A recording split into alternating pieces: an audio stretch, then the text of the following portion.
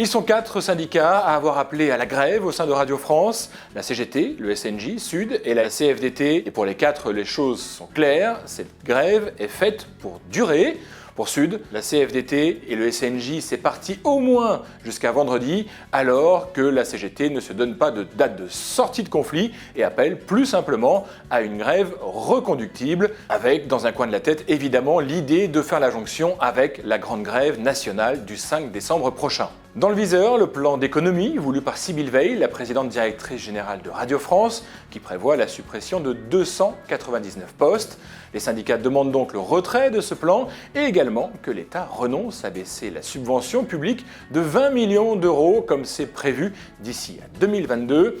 20 millions sur les 582 millions d'euros versés chaque année à Radio France via la redevance. Au total, en comptant la hausse des charges salariales et les investissements dans le numérique demandés par le gouvernement, Radio France va devoir trouver 60 millions d'euros d'ici la fin du quinquennat, ce qui inquiète évidemment les salariés. Voilà donc Sybille Veil confrontée à son premier conflit social. La PDG nommée il y a 1 an et demi suite à la révocation du mandat de Mathieu Gallet va devoir se montrer ferme si elle veut tenir ferme, mais surtout s'assurer du soutien de l'État actionnaire.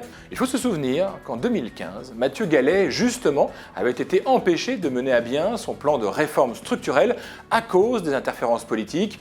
Fleur Pellerin, à l'époque ministre de la Culture, avait reçu les syndicats rue de Valois et s'était même rendu personnellement à Radio France pour rencontrer les salariés sans en avertir Gallet.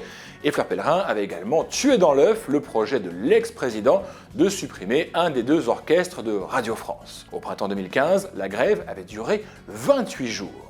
Cette fois, pourtant, il sera sans doute plus compliqué de faire plier l'actionnaire qui réclame des économies à l'ensemble des entreprises publiques. Par ailleurs, à la différence de Gallet, arrivé avec une étiquette d'homme de droite au sein d'un pouvoir socialiste, Sybille Veil est dans les petits papiers de la majorité et du chef de l'État avec qui elle a partagé les bancs de l'ENA. Reste que ces accointances ne suffiront pas à sortir indemne de cette grève si elle venait à s'éterniser.